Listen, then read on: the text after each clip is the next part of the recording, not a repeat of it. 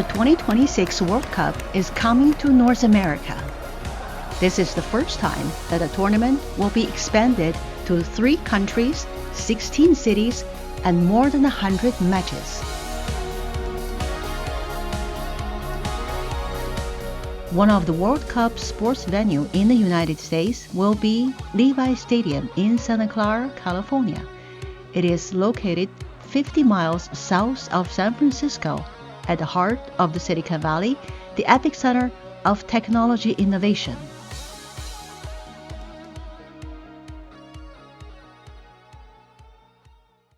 For many visitors, their first experience of the sports event will be the journey that gets them to the sports venue. Silicon Valley is surrounded by hills and wetlands around the bay. Its cities are spread out between big tech campuses, suburban neighborhoods, highways, and expressways. The region is heavily dependent on cars.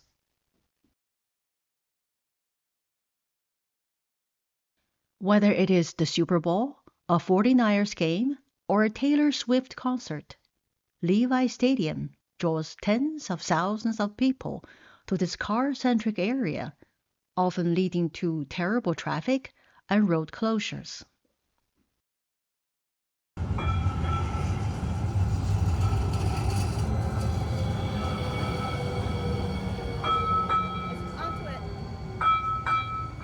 Hi, I'm Elaine Liu from Cupertino TV Productions. We are at the Great America VTA Light Rail Station, the closest public transit stop to the Levi Stadium behind me. From here is only a short walk to the stadium's gates. We happened to visit during the Super Bowl weekend.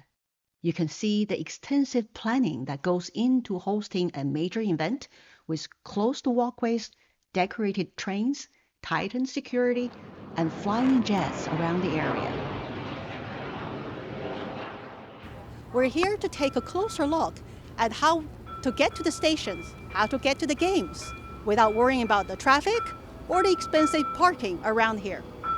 So join us. Train's coming.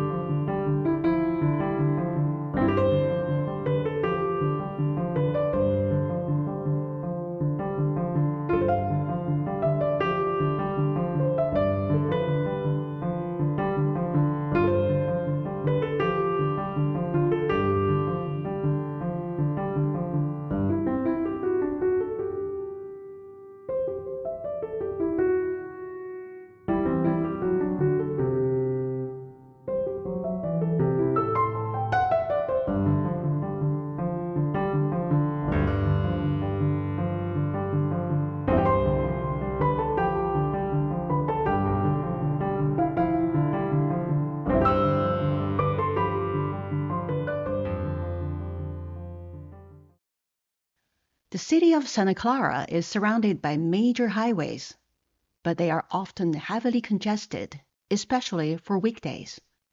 During major events, driving to Levi Stadium from San Francisco or Oakland can take an hour and 30 minutes.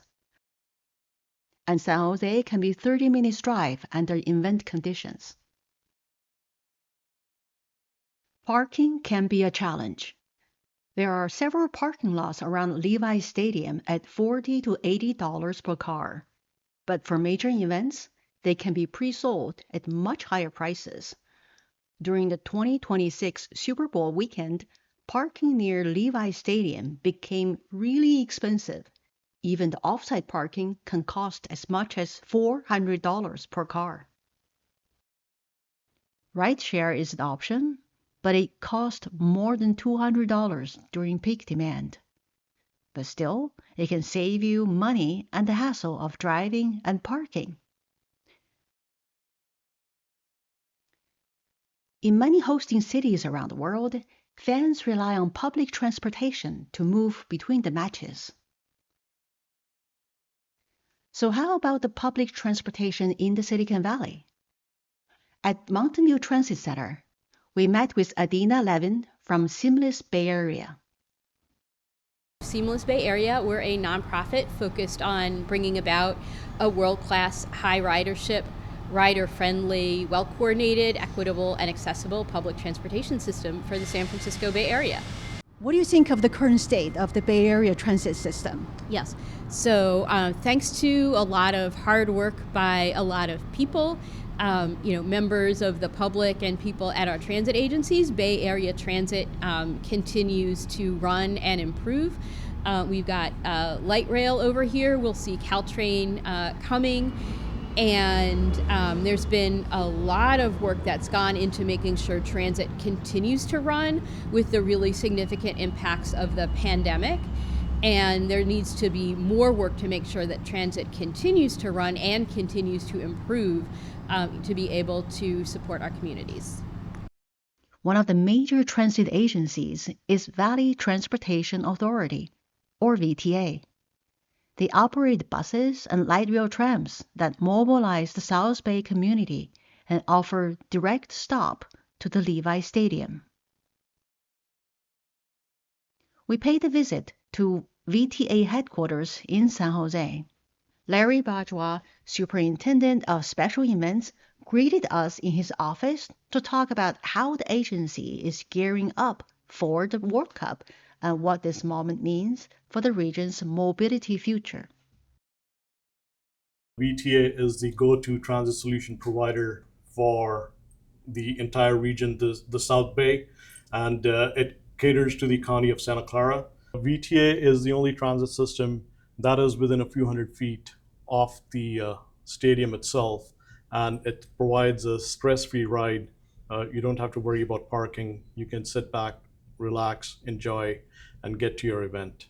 This is the first time in the history of the United States that any transit agency will be hosting two major events. We are hosting the Super Bowl 60, and then we are hosting the FIFA World Cup, a total of 6 matches that'll be held in June, and the round of 32 that'll be held on July 1st. So we are prepared for it. We are expecting to carry almost 8,000 to 10,000 people for Super Bowl 60 and approximately 13,000 to 15,000 people on each game during the FIFA World Cup 26. Just take an example. When an international visitor flies into San Francisco airport, how does he or she get into the Levi Stadium? Across the globe, one of the most widely used app is the Transit app that provides transit information anywhere in the region.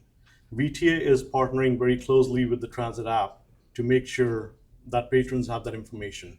Now, to your particular question, if somebody were to come from San Francisco Airport to the Levi Stadium, all they got to do is use the Transit app or the Google Trip Planner to find that information, and they'll get all the information as to which train to get onto, which transit system to get onto, where to get off at. And also for our 2026 events for Super Bowl, we are partnering with Caltrain to come up with a joint VTA Caltrain ticket, which ticket will also be available on the Transit app itself. So if you want to purchase fare, that'll be made available to you also. So download the apps prior to the ball games. Exactly. Besides the VTA buses and light rails, the San Francisco Bay Area has a wide range of public transit options. In San Francisco, there are Muni cars and trams, the iconic cable cars, historic streetcars, and ferries running across the bay.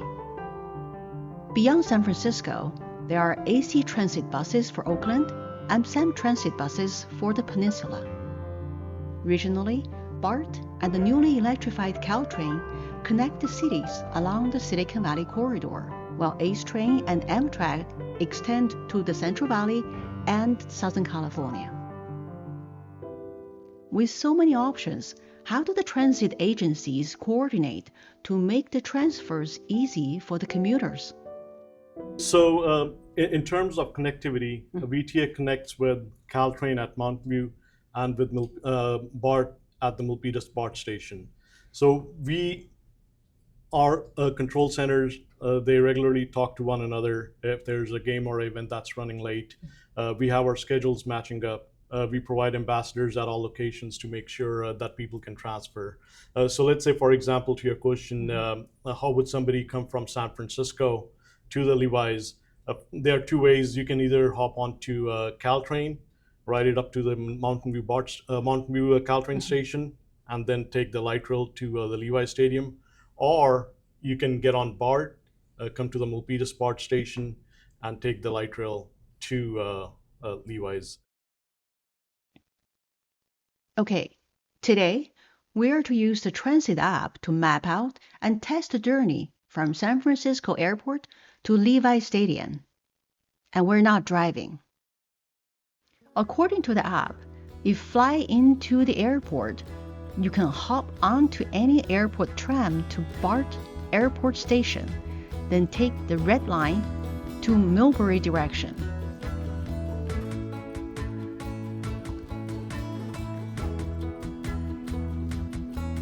From Millbury, transferred to southbound Caltrain, heading to San Jose direction toward Mountain View Station.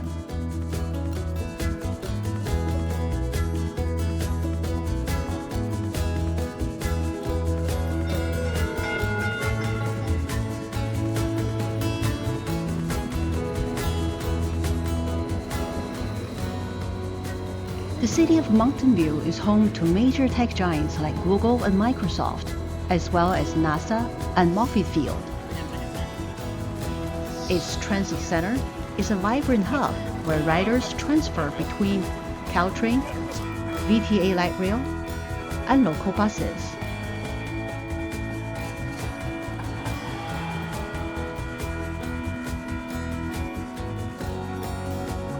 From here, we need to take a VTA light rail orange line heading to Alum Rock direction toward Great America Station.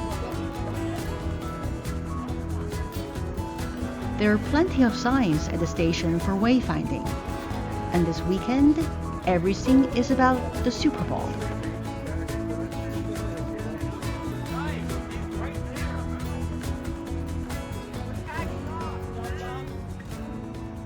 We're following Pat, a longtime Bay Area resident who regularly uses public transit. After getting off Caltrain, he's about to take VTA light rail to Levi Stadium.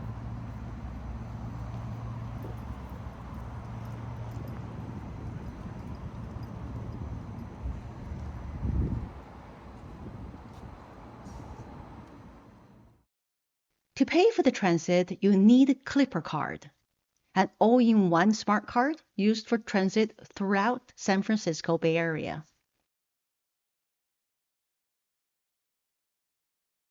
You can either download the Clipper app and tap your phone before boarding, or buy a plastic Clipper card at the station's vending machines. And if you're lucky, the Clipper card can be a souvenir. Now, on the VTA light rail platform, Pat found the orange line to Alum Rock direction. All aboard!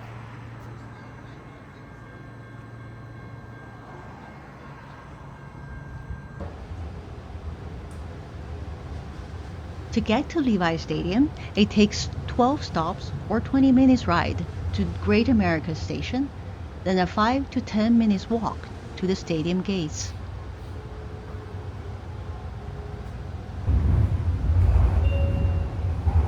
Great America, Levi Stadium.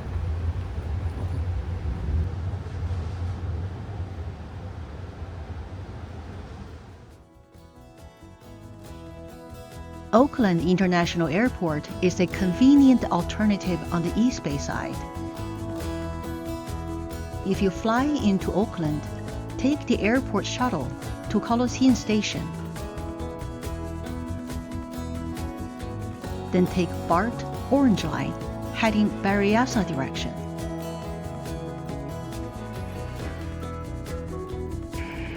The ride takes about 30 minutes and offers scenic view of the bay and the rolling hills. Get off at the Milpitas station, also a major transit hub. Walk across the bridge transfer to VTA Light Rail Orange Line, heading Mountain View direction.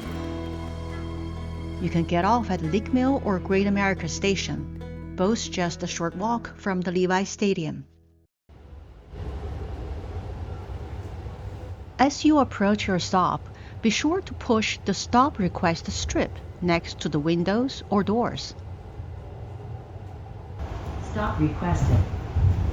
Pat said don't assume that the tram will stop at every station, but if it does skip, you can always take a ride back at no additional cost.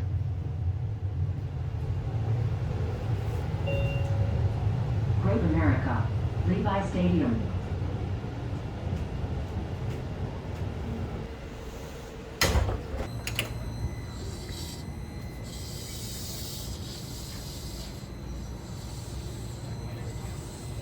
Ace Train and Amtrak also have Great America stops, but VTA Light Rail brings you right next to the stadium.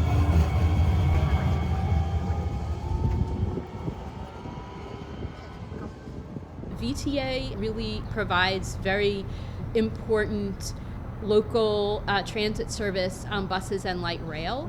VTA has some really fantastic plans. They have a visionary network to make their buses more frequent, as well as plans to make the buses faster and more reliable.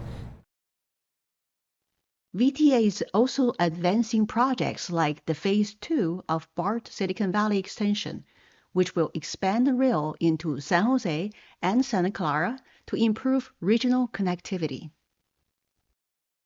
What are some of the major transportation challenges we had in the past?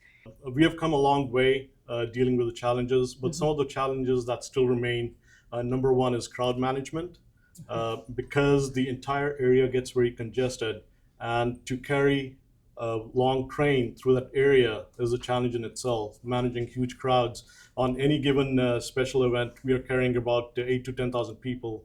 For Taylor Swift, we carried about 23,000 people each day, a total of 45,000 people. And the other challenge that we face is from the regulatory agencies. We have certain binding obligations that we have to comply with. These are the general orders. If a game runs late, what that means is that our operators have to stay late. And there are some times where we might be getting close to a violation if an operator were to stay more than their prescribed hours of service. So that's another challenge we face, but our entire team, our field supervisors, our operators, our A-Light Barton staff, our media personnel, they do a great job, in making sure that everybody is in compliance and we are catering to the patrons out there. One of the challenges that I forgot to mention is that we don't have any funding for this. So VTA is digging its own funds, we haven't gotten any money from anywhere in order to support these major events. The Bay Area Host Committee, they partnered with the city of Santa Clara, and I think in the amount of almost $6 million. But VTA for now, even though there are going to be a lot of operating costs, we have made a lot of improvements to our infrastructure. We haven't seen a single dime yet. So it's very important that if we want to have sustainable transit in this region, that we are funding appropriately for those. VTA is not the only agency that faces funding challenges. Across the region and across California, transit agencies collectively face multi-billion-dollar deficit over the next decade. Why is it so difficult to fund the public transit system in San Francisco? Yeah, so there is an immediate answer and a longer term answer. The immediate answer is that the pandemic was really posed a lot of challenges for public transportation. What we're seeing is since the pandemic, when ridership was very low and most people needed to stay home, ridership has come back very significantly, but there's still a lot of people, about the same number of people use public transit as before, but some people who have office jobs work 2 or 3 days a week. So that is somewhat less ridership and less money. And so there is still a financial shortfall, even as transit riders have really been coming back. If that problem is not solved in the near term, this transit, which is running now, is going to have really serious cutbacks that will have very bad consequences for traffic congestion, as well as for people in our communities. We just saw some seniors walking to the transit who may not drive, young people, people with disabilities, as well as if everybody who takes transit now was out in a car and driving, we would have crushing traffic congestion. So we really need to provide that funding to make the system continue to run. There is a ballot measure right now that is supporting transit in 5 counties, including Santa Clara and San Mateo, Alameda, Contra Costa, and San Francisco, and that will make sure that our transit system continues to run, as well as to fund improvements in Santa Clara County. There's a bigger picture issue as well, though, because the state of California provides less funding for its major public transportation systems than other states that have large transit systems, particularly for transit service. One of the key things that needs to happen to have a lot of people use transit is it needs to come often. So Caltrain ridership went up when the new electric trains came out, and they came more often as well as faster. And if we have service cut back to once an hour, there will be less ridership. If we had more frequent service, like every 15 minutes, we would have more ridership. But in our part of the world, we tend to think a lot about funding capital projects, like extending BART to San Jose, or extending Caltrain to downtown San Francisco. And political leaders are very happy to have big projects. They can have a ribbon cutting and they feel really good. And we would be in a better world and have a better transit system if there was as much of a celebration when we improve transit frequency than if we cut a ribbon on a big construction project. There are some good things that are already happening. So one good thing that just started to roll out in December is integrated and affordable fares. And that is, you now have free transfers. So if you are transferring between Caltrain and that VTA light rail, the VTA light rail bit will be free. If you're transferring between Caltrain and a bus, the bus will be free. And that kind of working together to make the system more convenient and affordable is fairly new and has really accelerated. Another thing that is getting better is things like signs, where you have Caltrain and the light rail and the buses, and when you get off the train, you need to know where you're going, and having coordinated signs. That's something that is getting better. The other thing that is getting better is coordinating schedules, where every 6 months the agencies work together and think about ways of making it more convenient and not have to wait for a half an hour to get between your train and your bus. In the Bay Area, we have 27 different transit agencies, and around the world, as you were saying, there are many regions that actually have that many or even more agencies that work well together. But the really important thing is they need to work well together, and for residents, for people to demand that they work well together and continue to get better. Silicon Valley is still pretty much a car-centric region. Do you think that these events will bring lasting improvements to the transit system for the community? Absolutely, 100%. One of the biggest initiatives we have taken that's region-wide is under the leadership of MTC is the Clipper 2.0, which is the open fare payment, where everybody's going to have the ability to use a credit card, a contactless fare system. You tap and you get on. So that'll be implemented next month, as I mentioned, and that's a great legacy. For VTA itself, we have made a lot of improvements to our infrastructure. We have added some crossover, which improve the reliability and the efficiency of the system. We have done a lot of AD improvements. We're in the process of rehabilitating 17 of our platforms. We are rehabilitating our ticket vending machines. So a lot is happening. Also, since VTA is a congestion management agency, we want to make sure that we eliminate the congestion of the freeways of our streets. And also, transit is a stress-free system. You don't have the stress of sitting in traffic.